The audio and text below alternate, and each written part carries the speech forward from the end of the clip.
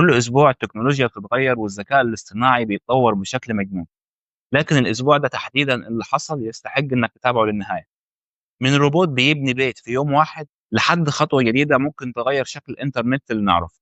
يلا بينا نشوف أهم أخبار ال AI للأسبوع ده. أهلا بكم في حلقة جديدة من سلسلة أخبار الذكاء الاصطناعي اللي بنتكلم فيها عن أهم وأحدث التطورات اللي حصلت الأسبوع ده بشكل بسيط وواضح حتى لو دي أول مرة تسمع عن ال AI. فيلا بينا. التكنولوجيا ما بقتش بس في الشاشات وفي المواقع، دلوقتي كمان في عالم البناء. وده اللي هياخدنا للخبر الأول من شركة كريست روبوتكس، واللي أعلنت عن روبوت جديد اسمه تشارلو. وده روبوت بست رجول بيقدر يبني بيت كامل مساحته حوالي 200 متر في أقل من يوم واحد. الروبوت ده بيشتغل بطريقة مختلفة عن الطباعات ثلاثية الأبعاد التقليدية. بيجمع المواد زي الرمل والزلط وبيضغطهم بشكل قوي من غير ما يستخدم الأسمنت. والميزة الأكبر إن هو بيتعامل مع أي تضاريس من غير ما يحتاج تجهيز الأرض. وكمان مش بيحتاج فريق عمل ضخم، هو لوحده بيقدر يعوض شغل حوالي 100 عامل. الفكرة كمان مش بس للأرض، الشركة شايفة إن التقنية دي ممكن تستخدم في المستقبل في بناء قواعد على القمر باستخدام التربة اللي هناك. طيب ليه الموضوع ده مهم؟ لأن البناء من أكبر التحديات اللي بنواجهها في العالم حاليا، ومع الروبوت ده ممكن نحل مشكلة السكن بشكل أسرع وأرخص وأكثر استدامة. نروح للخبر التاني معانا من شركة أبل، واللي مؤخرا خدت قرار مهم جدا، واللي بدل ما تكمل شغلها على الجيل الجديد من النظارات بتاعتها فيجن برو، قررت تركز كل طاقتها على إنشاء نظارات ذكية شبه النظارات اللي عملتها ميتا.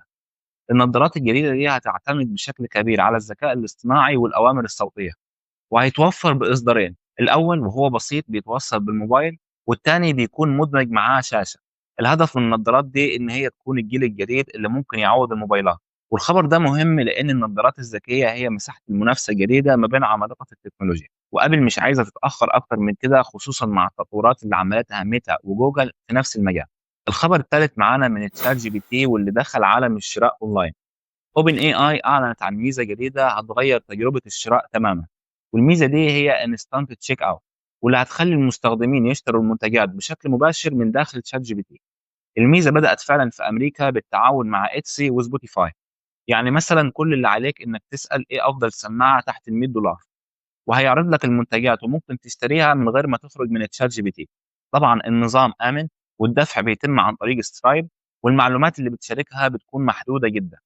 طيب ليه الخبر ده مهم؟ لأن أول مرة نشوف الذكاء الاصطناعي بيتحول من مجرد مساعد لمكان تقدر تشتري منه منتجات، ودي خطوة ممكن تغير عالم التجارة الإلكترونية تماما.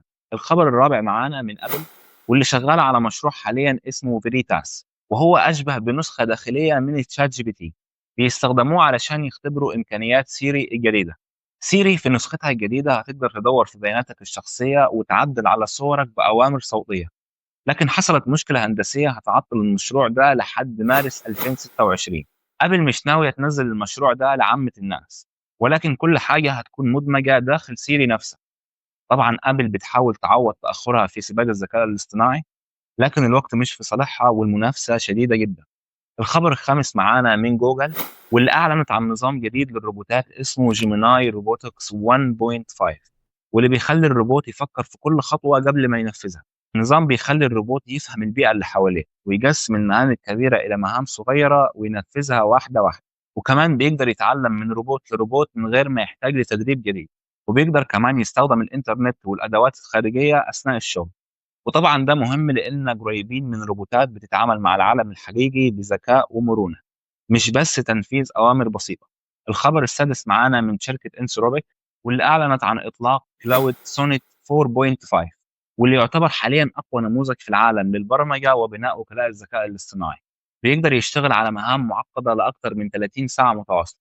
بيقدر يستخدم الكمبيوتر وينفذ أوامر داخل المتصفح. النموذج كمان أكثر أمان واستقرار من الإصدارات السابقة.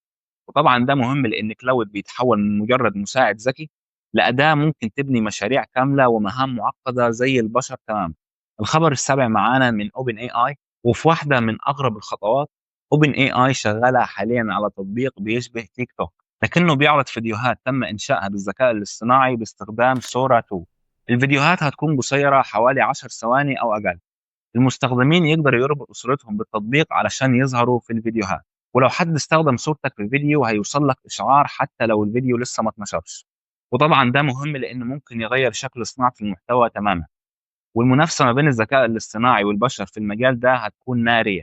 فكده يكون وصلنا لنهاية الفيديو، وزي ما شفتوا الأسبوع ده كان مليان مفاجآت، من روبوتات بتبني بيوت، لنظارات ذكية هتكون بدل الموبايلات، لتطبيقات AI ممكن تغير شكل الإنترنت اللي نعرفه. ما تنساش تعمل لايك وسبسكرايب علشان تفضل دايما سابق الناس بخطوة في عالم الذكاء الاصطناعي، وأشوفكم الفيديو الجاي.